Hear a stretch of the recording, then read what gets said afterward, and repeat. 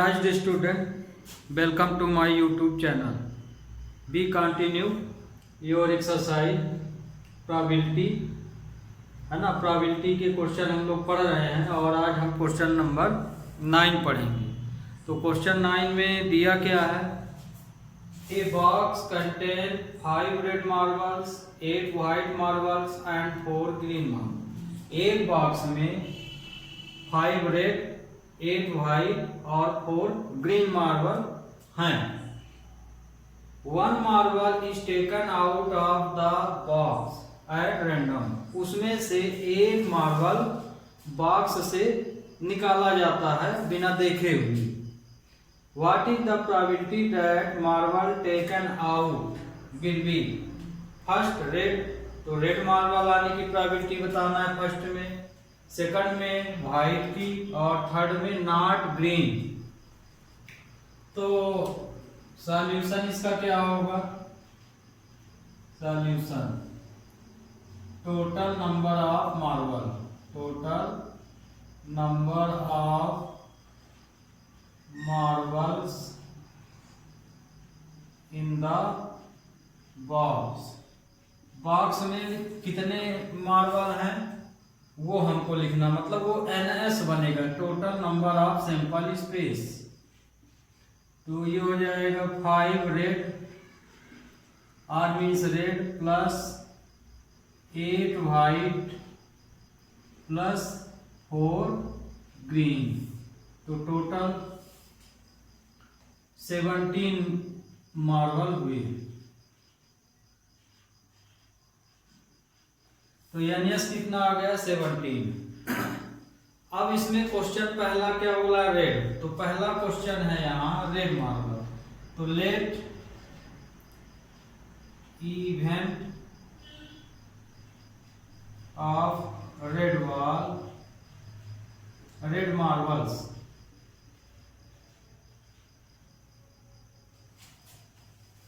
Is R मान लिए।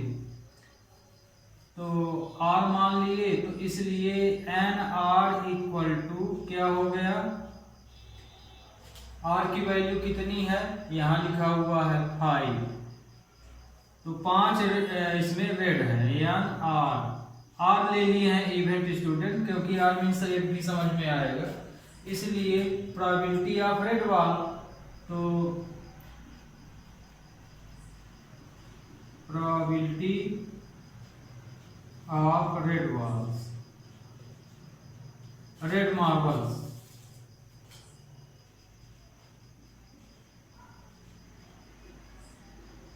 PR equal to NR upon NS।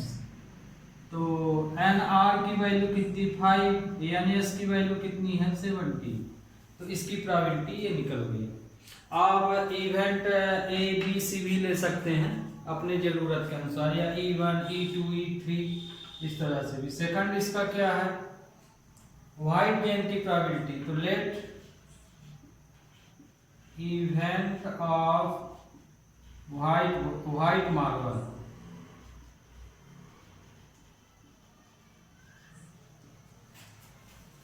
Is W। इसलिए NW की वैल्यू क्या हो जाएगी, व्हाइट मार्बल 8 हैं तो 8 हो गया। तो 8 मार्बल की प्रोबेबिलिटी क्या हो जाएगी,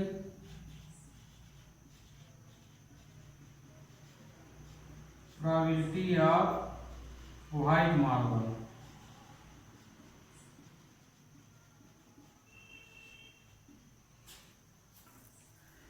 PW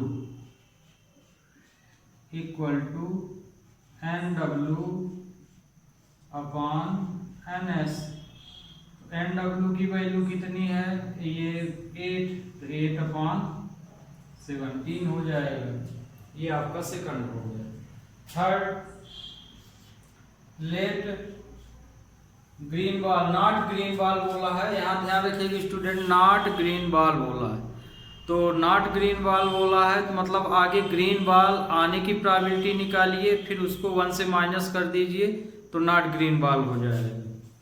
तो let event of green ball, sorry ball लिख देते हैं, मार्बल है।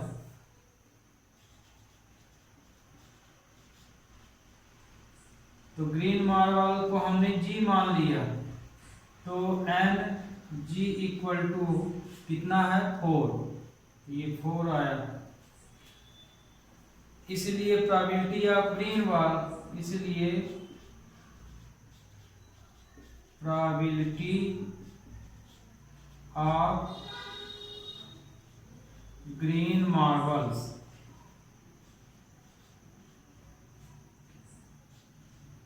PG equal to NG upon NS। तो G की वैल्यू रख देंगे 4, तो 4 अपॉन 70। तो ये तो ग्रीन बॉल निकालने की प्रोबेबिलिटी है। क्वेश्चन में क्या दिया, नॉट, तो मतलब इसका नॉट निकाल लेना है। इसलिए and probability of not green ball, ball नहीं मार्बल्स,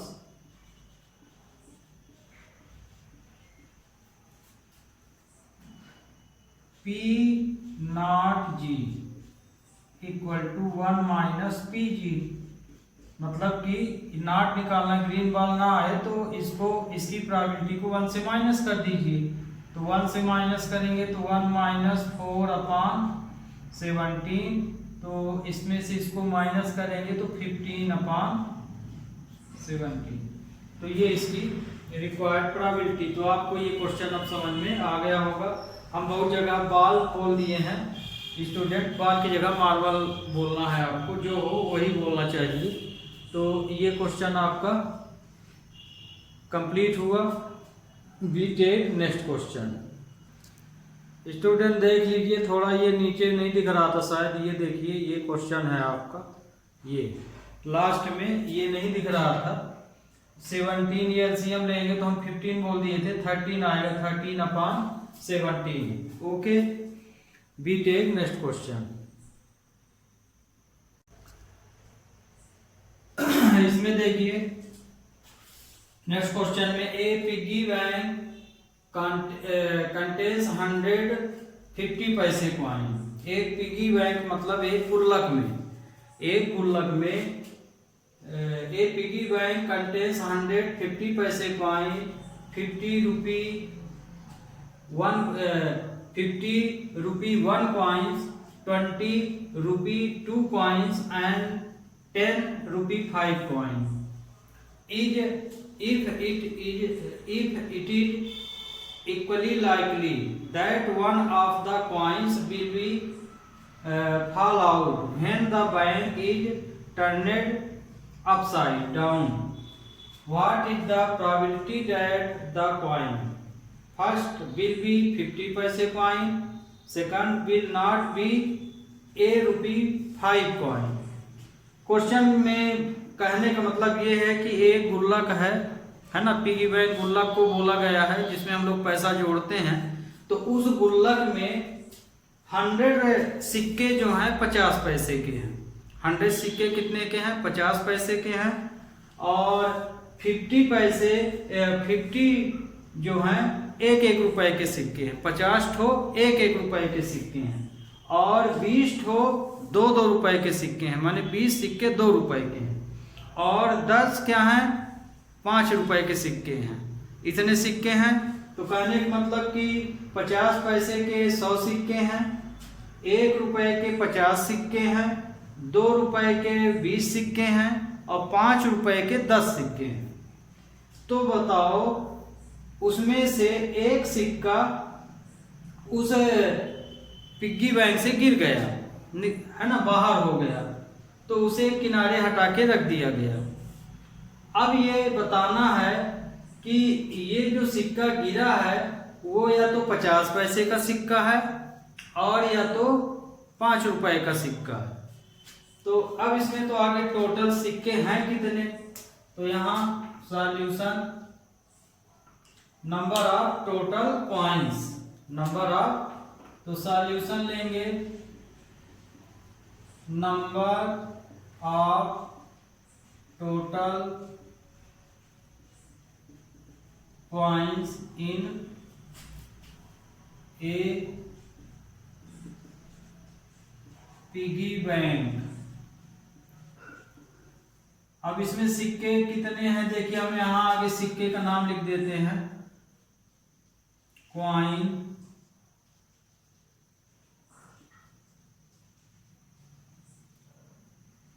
कॉइन्स। तो कॉइन्स इसमें देखिए आगे यहां से कहां से स्टार्ट हुआ है, 50 पैसे प्लस ₹1, फिर प्लस ₹2 प्लस ₹5। यहाँ हम सिक्कों के कितने कितने के सिक्के हैं वो लिख दिए। तो 50 पैसे के कितने सिक्के हैं, 100, 50 पैसे के 100 हैं। 1 रुपए के 50 सिक्के हैं, माने 50 हैं। 2 रुपए के 20 हैं और 5 रुपए के 10 सिक्के हैं। तो इनका टोटल आ गया 180।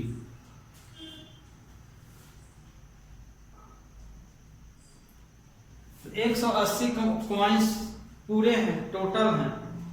तो अब हमको किसकी प्रोबेबिलिटी बताना है, इसकी और इसकी। जिसकी प्रोबेबिलिटी बताया जाए उसी का इवेंट आपको यहां लिख लेना है।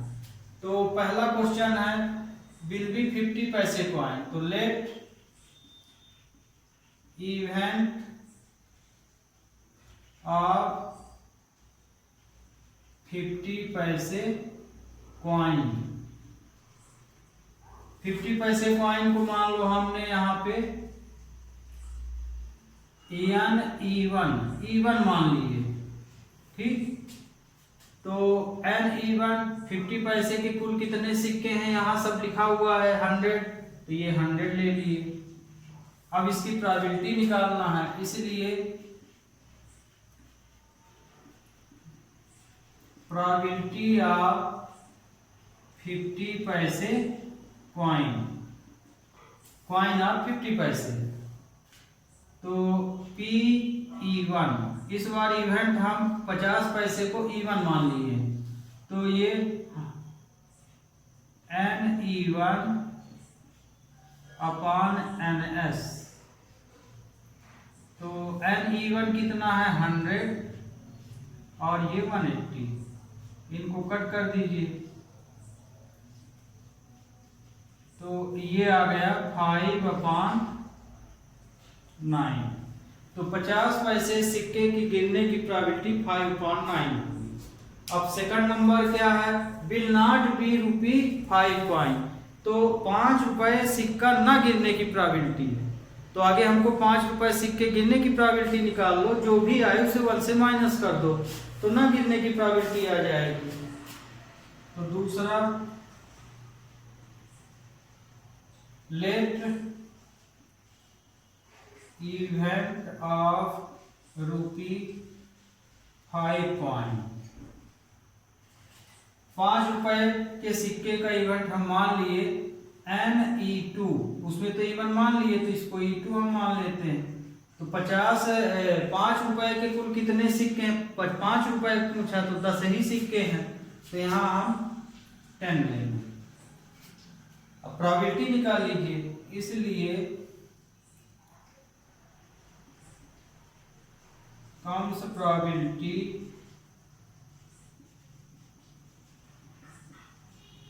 of ₹5 coin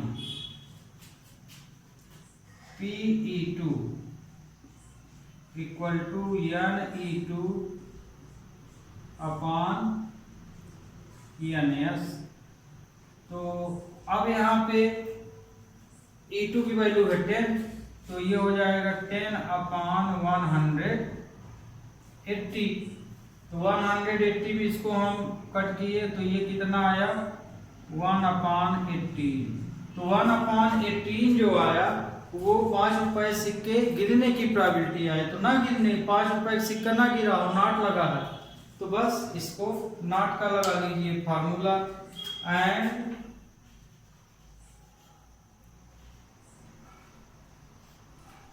not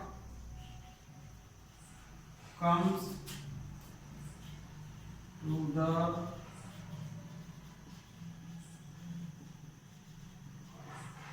probability of ₹5 coin। 5 रुपए के सिक्के की ना गिरने की प्रोबेबिलिटी। तो Pe2 की वैल्यू कितनी है ये, तो ये तो Pe2 निकाल लिए, तो इस प्रोबेबिलिटी को 1 से माइनस कर दीजिए, मतलब P0E2, सॉरी ये तो निकालना है P 5 रुपए के सिक्के की ना आने की प्रोबेबिलिटी, तो इसके ऊपर बार साइन लग जाएगा, तो 1 माइनस Pe2 ये हो जाएगा। अभी इसकी वैल्यू तो निकाल लिए हैं ये, तो माइनस कर देंगे, तो 1 माइनस 1/18, तो ये हो जाएगा 17/15। तो ये आपका रिक्वायर्ड आंसर आ गया। तो इस तरह से स्टूडेंट ये भी आपको क्वेश्चन अच्छी तरह से समझ में आ गया होगा। Okay, we take next question. तो नेक्स्ट क्वेश्चन में क्या है देखते हैं। अब 11 एंड 12 देखिए स्टूडेंट, इसमें दिया Gopi buy a fish from a shop. Gopi जो है कुछ मछलियां खरीदता है ना, कहाँ से खरीदता, aquarium. The shopkeeper take out on fish at random from a tank containing 5 male fish and 8 female fish. What is the probability that a fish taken out in male fish. Gopi जो है मछली खरीदने मछली एक्वेरियम गया है ना, जहाँ मछली बेची जाती है रखी जाती है उसे एक्वेरियम बोलते हैं। तो उसमें दुकानदार जो है गोपी को बताया कि उसमें 5 मेल फिश हैं और 8 फीमेल फिश हैं। तो उसमें से मेल फिश यदि वो बिना देखे निकालता है तो उसकी प्रोबेबिलिटी क्या होगी। तो इसमें टोटल नंबर ऑफ फिश के हमेशा ध्यान रखिए, प्रोबेबिलिटी में आगे टोटल नंबर हैं कितने सैंपल स्पेस ये देखना चाहिए, फिर इवेंट कितने हैं वो देखना चाहिए, और उसी का आपस में डिवाइड कर देंगे तो हमेशा प्रोबेबिलिटी निकल आती है। तो solution, here given that total number of fish है ना। अब फिश तो एक्वेरियम है, बस हम इतना लिख दिए, टोटल नंबर ऑफ फिश। कितनी फिश हैं टोटल, 5 मेल फिश हैं और 8 फीमेल फिश हैं, 8 फीमेल है।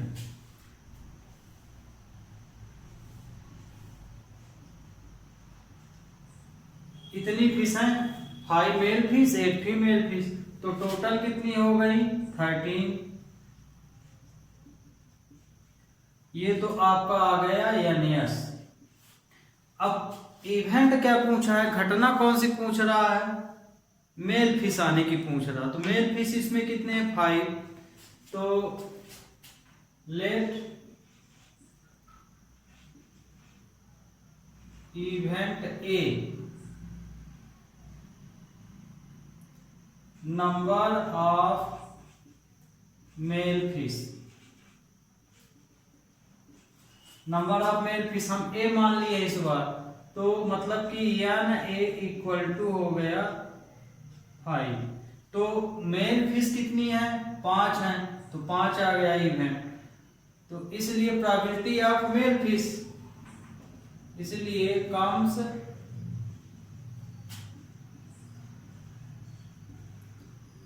Probability of male fish. अब ए माने हैं तो ये पीए हो जाएगा। ध्यान रखिए इवेंट जिस ढंग से सपोज करेंगे वही यहाँ लिखेंगे। ए माने तो ए, ई माने हैं तो ई, और यदि एम मान लिए हैं तो एम लिखेंगे। तो ये हो जाएगा n a/n s। तो एन ए की वैल्यू है 5 और एन एस की वैल्यू है 30। तो रिक्वायर्ड आंसर इसका ये आ गया। ओके, अब अगला क्वेश्चन लेते हैं। अगला क्वेश्चन दिया a game of chance consist of spinning an arrow. एक गेम है और वो किसके ऊपर है? एरो के ऊपर। ये दिख रहा फिगर आपको। Which comes to rest pointing at one of the number. जब एरो को घुमाने के बाद छोड़ दिया जाता तो किसी एक पॉइंट पे वो रुक जाता है।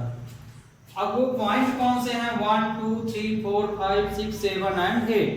तो जब हम एक चक्र बना है, उस चक्र में क्या है, कुछ नंबर डाले हुए हैं 1 2 3 4 5 6 7 8।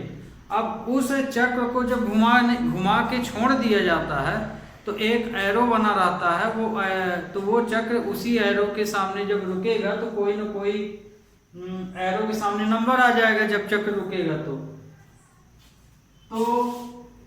आगे फिर बताना है what is the probability that it will be point at 8। तो ये बताओ कि वो जो चक्र है वो 8 पॉइंट के सामने रुका, माने एरो किसके सामने है? 8 पॉइंट के। दूसरा ओड नंबर के सामने है वो एरो। ओड नंबर कोई भी हो सकता है इनके बीच का। ए नंबर ग्रेटर देन 2, या तो ये हो सकता है कि जिस नंबर के सामने एरो रुका है या वो चक्र रुका है तो वो नंबर 2 से बड़ा।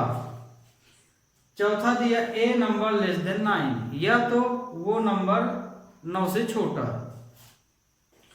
तो इसमें तो पहला सॉल्यूशन, पहले तो इसमें टोटल सैंपल स्पेस दिया है। इस तरह के नंबर दे दिए जाए तो सैंपल स्पेस ही माना जाता है। तो हियर गिवन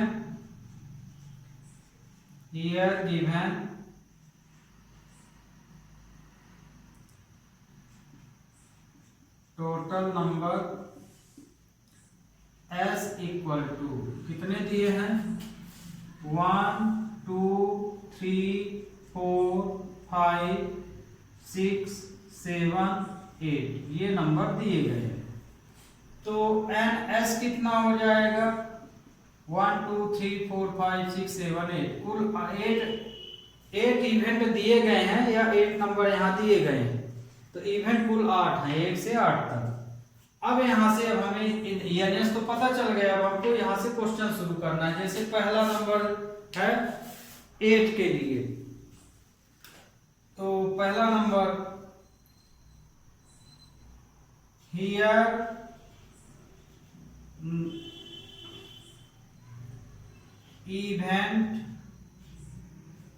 इवेंट मान लीजिए हम 8 को ए मान लेते हैं। इवेंट ए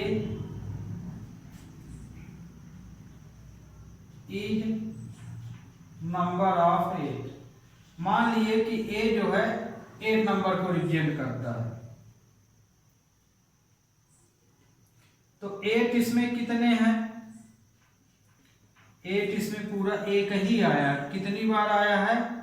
एक बार आया। तो एन ए की वैल्यू यहां हो गई 1, है ना। इवेंट ए हम किसको माने हैं? 8।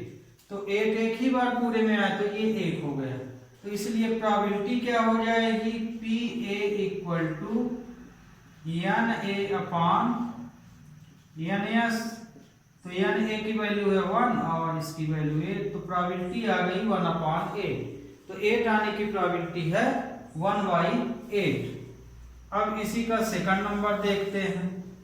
ध्यान रखिएगा सैंपल स्पेस इतना आपका वही रहेगा, इवेंट बदलते जाएंगे। तो ए तो मान चुके हैं, एक ही क्वेश्चन है, तो अगले को हम बी मान लेते हैं। सेकंड नंबर है अब इसका an odd number. Here event B is odd number, यदि इवेंट बी ओड नंबर है तो 8 नंबर इसमें से ढूंढ लेना है। तो 8 नंबर इसमें क्या है? 1 3 5 और 7। 1 3 5 7 ये 8 नंबर हो गए आपके, है ना। 8 नंबर बोला है तो 8 नंबर ले लेंगे सैंपल स्पेस से। अब ये हैं कुल कितने? इसलिए N B number of odd number. तो कुल कितने नंबर है 1 2 3 4, तो ये हो गया 4। इनमें कुल 4 ओड नंबर हैं, इसलिए N number of odd number हो गया 4, और ओड नंबर को हम बी सपोज किए हैं। अब प्रोबेबिलिटी निकाल लीजिए। Then P B equal to N B upon N S. ध्यान रखिए एक ही क्वेश्चन है तो नंबर ऑफ सिंपल स्पेस सबके सेम ही रहेंगे। तो ये हो जाएगा 4/8, तो ये आ जाएगा 1/2। तो इसमें ऑड नंबर आने की प्रोबेबिलिटी हो जाएगी 1/2। फिर इसमें ग्रेटर देन 2, तो हम ऊपर वाला क्वेश्चन मिटा दे रहे हैं।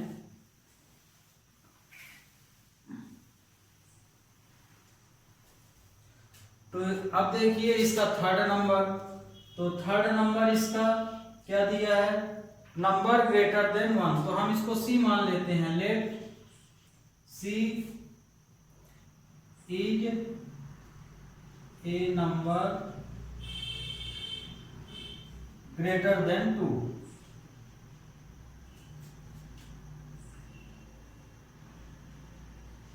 ग्रेटर देन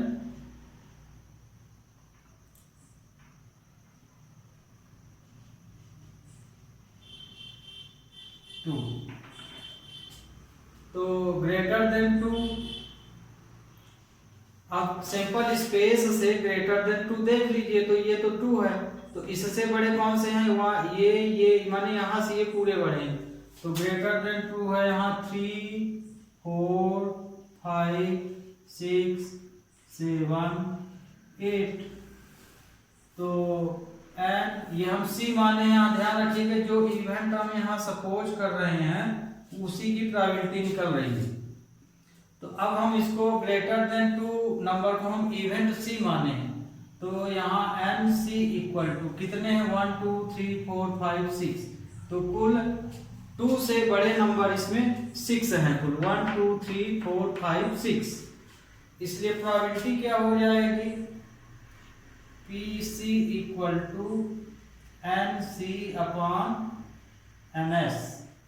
तो सी की वैल्यू है 6, एन एस 8 है, 2 3 जा 2 4 जा, इसकी वैल्यू आई 3/4।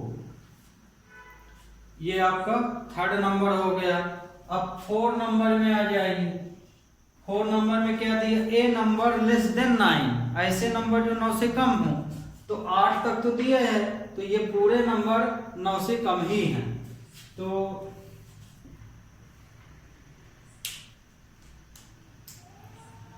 लेट डी हम मान लिए क्या, ए नंबर लेस देन 9, ए नंबर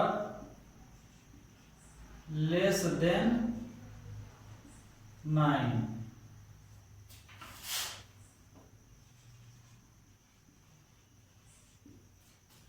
तो 9 के लिए यहां देख लीजिए, तो यहाँ 9 से जो छोटे हों, तो 9 से छोटे तो ये पूरा सैंपल स्पेस ही आ जाएगा। तो 1 2 3 4 5 6 7 8, ये सभी नंबर 9 से छोटे हैं, इसलिए एन सी की वैल्यू आ जाएगी 8। कुल 8 डिजिट हैं इसमें। तो प्रोबेबिलिटी क्या हो जाएगी, P C equal to D suppose किए हैं, तो डी लिखना पड़ेगा डी, और ये भी डी रहेगा, equal to N D upon N S, तो 8/8, तो प्रोबेबिलिटी हो जाएगी 1। तो स्टूडेंट ये भी अब आपको क्वेश्चन अच्छी तरह से समझ में आ गया होगा, है ना। तो अगला क्वेश्चन इसमें देख लीजिए, कहीं कुछ गड़बड़ हो तो वो भी देख सकते हैं आप। तो हमारे ख्याल से तो सभी को इसमें आंसर सही है। इसमें जो क्वेश्चन नंबर 3 है उसमें बोला है ग्रेटर देन 2 लेना है। तो ग्रेटर देन 2 में हम कौन कौन से नंबर लिए हैं देखिए जरा। ग्रेटर देन 2 सेकंड, ये थर्ड में ग्रेटर देन 2 ये लिए हैं। ओके, तो student we take next question. Next question में दिया a die is throw once, एक डाइस को एक बार ही फेंका जाता है, तो बताओ प्रोबेबिलिटी, प्राइम नंबर की प्रोबेबिलिटी क्या होगी, प्राइम नंबर आने की प्रोबेबिलिटी क्या होनी चाहिए। ए नंबर लाइंग बिटवीन 2 and 6, 2 और 6 के बीच आने वाले नंबर की प्रोबेबिलिटी क्या होना चाहिए। और थर्ड क्वेश्चन बोला है ओड नंबर आने की प्रोबेबिलिटी क्या होनी चाहिए या क्या हो सकती है। तो डाइस फेंका जा रहा है यहाँ पे, तो डाइस के बारे में तो जानते हैं, सॉल्यूशन इन ए डाइस। तो एक डाई के अंदर सिंपल स्पेस क्या होता है, 1 2 3 4 5 6। एक डाइस के अंदर ये 6 डिजिट होते हैं, तो NS कितना हो गया, 6 हो गया। अब पहला क्वेश्चन इसमें है प्राइम नंबर, तो लेट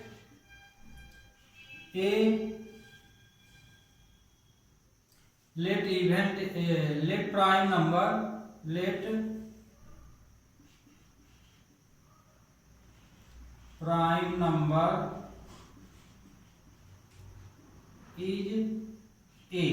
हम प्राइम नंबर को ए मान लिए, तो इसमें ए की वैल्यू क्या है, इसमें से ढूंढ लीजिए क्या ए क्या है, प्राइम नंबर। तो प्राइम नंबर इसमें कौन से हैं, 2 3 5, 2 3 5। ध्यान रखिएगा 1 प्राइम नंबर नहीं माना जाएगा, 2 3 5 प्राइम नंबर। तो Na कितना आ गया, 3। इसलिए प्राइम नंबर की प्रोबेबिलिटी क्या हो जाएगी, इसलिए प्रोबेबिलिटी ऑफ प्राइम नंबर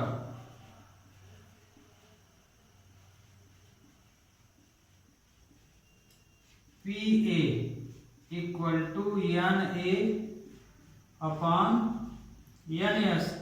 तो NA की वैल्यू है 3 और NS की वैल्यू ये 1/2, तो आंसर आया 1/2। सेकंड नंबर इसका क्या है, a number line between 2 and 6, तो let a number line between 2 and 6 is B.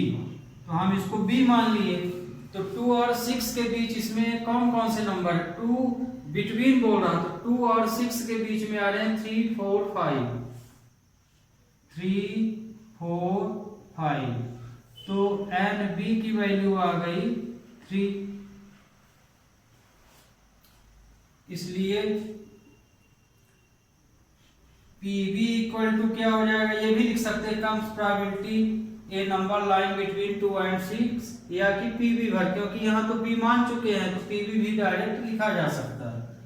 तो NB अपॉन NS तो है 3/6, इसमें भी 3 है, तो इसके बीच तीनों नंबर लाइज कर रहे हैं, तो ये भी 1/2 आया है ना, नंबर कटेंगे तो ये भी क्या आया 1/2। अब तीसरा है ओड नंबर, तो थर्ड में let an odd number is C. हमने सी मान लिया, ओड नंबर को क्या माने, सी, इसको बी, इसको ए, इसको सी। तो ओड नंबर इसमें देख लीजिए कौन कौन से सिंपल स्पेस में, तो ये जो हम इवेंट लेते हैं तो उसे सिंपल स्पेस से ही देख के लिखना है, उसके अंदर से बाहर नहीं होना चाहिए। तो इसमें है 1 3 5, तो तो NC इक्वल टू आ गया 3। तो प्रोबेबिलिटी क्या आ गई, PC equal to NC upon NS। तो NC की वैल्यू है 3, NS की वैल्यू है 6, तो ये आया 1/2। तो स्टूडेंट इसके तीनों आंसर 1/2 ही आएंगे। Okay, we take next question. तो नेक्स्ट क्वेश्चन भी देख लीजिए। नेक्स्ट क्वेश्चन स्टूडेंट ध्यान रखिएगा, ये क्वेश्चन तो सरल होता है स्पेड वाला। जैसे आपको प्रोबेबिलिटी पढ़ाई जा रही है तो प्रोबेबिलिटी में कुछ चीज़ बहुत निश्चित होती हैं। जैसे ताश के पत्तों की बात कर दी जाए तो आपको ताश के पत्तों के बारे में बहुत नॉलेज होना चाहिए कि कितने उसमें पत्ते होते हैं, किसके किसके पत्ते होते हैं, कौन कौन से होते हैं, किस कलर के होते हैं, ये बिल्कुल नॉलेज होना चाहिए। क्योंकि प्रोबेबिलिटी में ताश से संबंधित बहुत सारे क्वेश्चन होते हैं। तो ध्यान रखिएगा, यदि नहीं पता है तो घर में आप किसी से पूछ लीजिएगा, और या कि आपके मोबाइल में ऐसा कोई गेम हो जिसमें ताश के पत्ते के बारे में बताया गया है, उसको आप पहचान लीजिए। मेन पहचानना है आपको, खेलना नहीं है कि ताश के पत्ते होते कौन कौन से, ये पहचानना है। क्योंकि क्वेश्चन में ऐसा कुछ नहीं लिखा रहेगा कि कितने क्या हैं, है ना। उसमें से ही आपको अपने नॉलेज के अनुसार उसके नंबर लिखना है इवेंट में। और यदि टोटल भी नहीं दिया तो टोटल भी आपको पता होना चाहिए कि ताश में कुल कितने पत्ते होते हैं। जैसे कि आप डाइस के बारे में बहुत अच्छी तरह से जानते हैं कि डाइस में 6 डिजिट ही होती हैं, उसी तरह ताश से संबंधित है। तो ये ताश से संबंधित ही क्वेश्चन है, तो हम तो यहाँ सीधे उसके नंबर लिखेंगे, है ना। आप नंबर अपने नॉलेज से या अपने घर में किसी से पूछ लीजिए जिनसे बनता हो, और या कि ऐसा कोई गेम लोड कर लीजिए जिसमें ये नॉलेज देता हो, उसके बाद आप डिलीट कर दीजिएगा। पर ध्यान रखिएगा, खेलना नहीं है आपको, सिर्फ पत्तों के बारे में जानकारी लेना है। तो ये देखिए यहाँ बोला गया है 1 card is draw from A well सफेद डेक ऑफ 52 कार्ड। ताश की 52 पत्तों के एक ताश की गड्डी से, यहाँ डेक का मतलब होता है गड्डी, माने ताश की जो गड्डी होती है उसे डेक भी बोलते हैं, और स्टूडेंट पैक भी बोलते हैं उसको। ये जो डेक लिखा है ये ताश की गड्डी, जिस हम नहीं बोलते थे एक ताश की गड्डी ले आओ, मतलब डेक भी उसको इंग्लिश में बोलते हैं। और डेक की जगह कभी कभी पैक लिखा रहता है, तो ताश की गड्डी को पैक भी बोलते हैं। तो 52 ताश की एक गड्डी, 52 पत्तों की एक ताश की गड्डी है ना। ताश की गड्डी में कुल कितने पत्ते हैं, 52। Find the probability of getting, तो प्रोबेबिलिटी फाइंड करो ए किंग ऑफ रेड कलर, बादशाह लाल कलर का होना चाहिए। लाल कलर बादशाह आने की प्रोबेबिलिटी बताओ। ए फेस कार्ड बताओ। फेस कार्ड का मतलब ऐसा कि ताश में जिसमें चेहरा बने हैं उसको हम फेस कार्ड बोलते हैं। रेड फेस कार्ड, जिसमें रेड कलर हो और रेड कलर का फेस बना हो, वो रेड फेस कार्ड कहलाता है। और जैक ऑफ हार्ट, है ना। जैक ऑफ हार्ट माने हार्ट यहाँ पान को बोला जाता है, और जैक का मतलब होता है गुलाम। स्पेड हुकुम को बोला जाता है, डायमंड को ईंट बोला जाता है, ये तो हम बता ही देते हैं। यहाँ स्पेड जो है हुकुम को बोला जाता है ना। हुकुम मतलब काला पान। हार्ट जो है यहाँ पे ताश में हार्ट को पान बोला जाता है, पान को हम इंग्लिश में हार्ट का पत्ता बोलते हैं। और स्पेड को बोलते हैं हुकुम के पत्ते को, डायमंड ईंट के पत्ते को बोला जाता है। किंग बादशाह आप जानते हैं, क्वीन मतलब कि बेगम बोला जाता है यहाँ ताश के पत्तों में। और जैक जो है गुलाम को बोला जाता है। एक्का को ऐस बोला जाता है, और चिड़ी को क्लब बोला जाता है। तो ये देखिए पहला, इसमें हम सॉल्यूशन लेते हैं। Hence we know that total number of card in deck, deck के अंदर या पैक के अंदर कुल 52 पत्ते होते हैं। तो NS इक्वल टू 52, ये NS हुआ है आपका। अब यहां से क्वेश्चन स्टार्ट होता है। पहला नंबर है a king of red colour. तो let A is king of red colour. A हम मान लिए कि किंग जो है रेड कलर का है। तो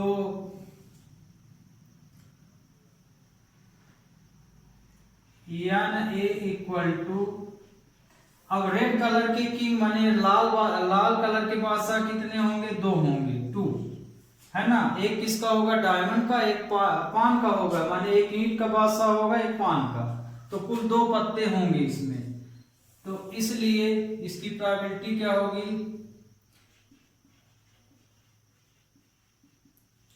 probability of a king of red colour. Red colour king की प्रोबेबिलिटी हो जाएगी P A equal to N A upon N S. तो 2/52, इनको कट कर दो, 2 2 जा और 2 6 जा। तो ये हो जाएगा 1/26।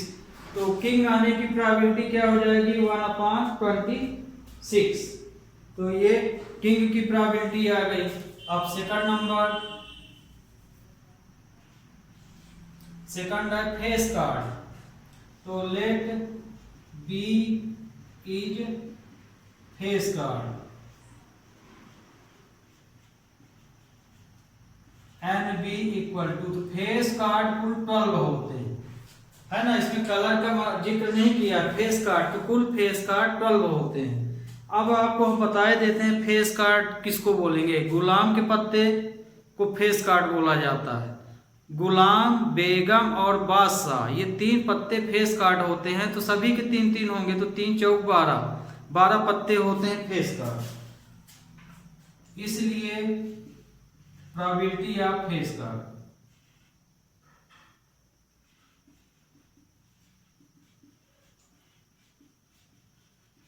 Face card PB equal to N B upon N S. तो 12/26, 2 6 जा, 2 3 जा। तो इसकी वैल्यू आई 6/13। अब अगला क्वेश्चन है a red face card. Let C is red face card. C जो है रेड फेस कार्ड। देखिए इसमें तो पूरे फेस कार्ड थे, अब ये रेड फेस कार्ड है। तो 12 कुल फेस कार्ड होते हैं, उसमें से 6 रेड होते हैं और 6 ब्लैक होते हैं। तो रेड फेस कार्ड होते हैं 6। तो एम सी इक्वल टू 6। इसलिए probability of red face card,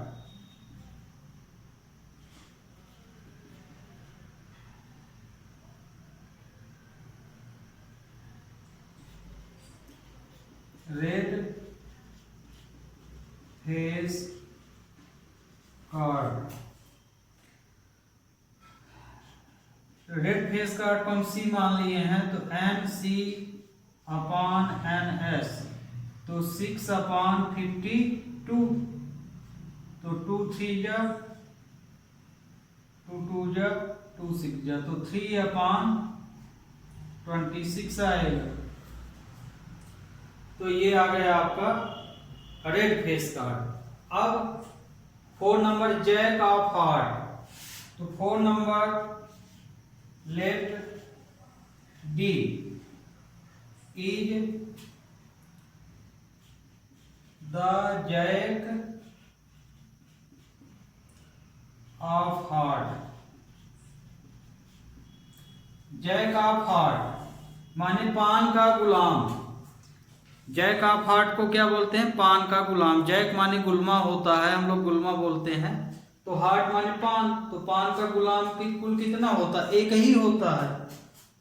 कुल हार्ट जैक, कुल जैक 4 होते हैं, उसमें पान के लिए बोल दिया माने एक ही होगा इसमें। तो ये होगा ND = 1। तो इसलिए प्रोबेबिलिटी क्या हो जाएगी?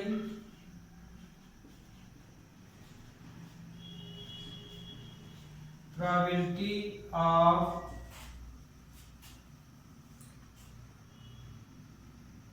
The Jack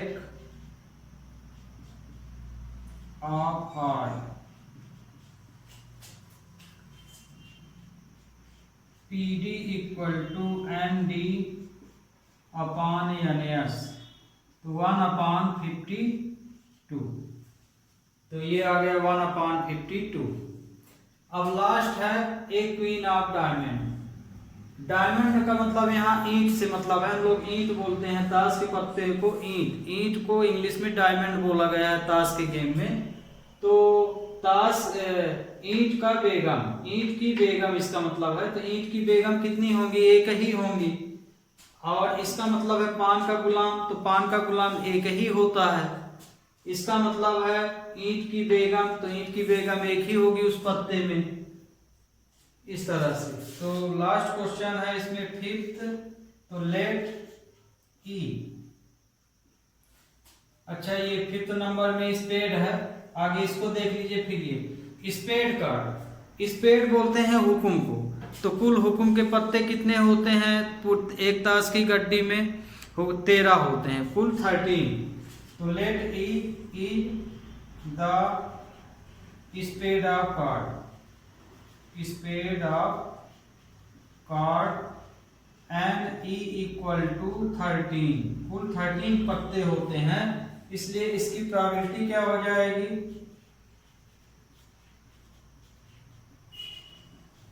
probability of spade card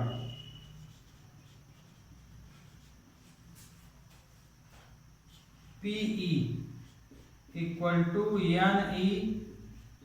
upon NS 13/52। ये आ जाएगा 1/4। ये नंबर कटेगा तो 1/4 आएगा। अब लास्ट इसमें क्या है? Queen of diamond. तो क्वीन ऑफ डायमंड स्टूडेंट कहाँ बता दें? देखते हैं, यदि स्क्रीन में है इधर जगह तो किनारे बता देंगे। तो क्वीन ऑफ हार्ट हम यहाँ बता दे रहे हैं, ये देखिए इधर, ये। तो क्वीन ऑफ डायमंड पान की एक ही बेगम होती है, तो हम यहाँ 6 नंबर ले लिए। 6 आ रहा कि नहीं? नहीं आ रहा। 6 यहाँ पे भी ये नंबर ले रहे हैं और रेड कलर से आपको समझा रहे हैं, मतलब कि ये अलग आपको दिखे लास्ट वाला। तो लेट ई तक मान लिए हैं, मान लिए एफ जो है the queen of diamond NF = 1 है ना। पान ईंट की बेगम एक ही होती, इसलिए ये हो जाएगा। इसलिए PF = हो जाएगा NF upon NS। तो NF की वैल्यू 1 है, NS 52 है, तो ये इसका आंसर। तो इस तरह से स्टूडेंट आपका ये भी क्वेश्चन खत्म हो गया है। और इसके आगे अब टाइम बहुत हो गया है, नेक्स्ट लेक्चर लेना ही पड़ेगा। अगले लेक्चर में ही अब आपकी एक्सरसाइज ये खत्म होगी। आज बहुत सारे क्वेश्चन हुए हैं। तो पान के पत्ते के, ये ताश के बारे में, पत्तों के बारे में नॉलेज आप जरूर थोड़ा जुटा लीजिएगा, क्योंकि ये सब काउंट उसमें नहीं लिखा रहता, ये सब आपको अपने नॉलेज से इसके इवेंट लिखने पड़ते हैं। Okay student, have a nice day.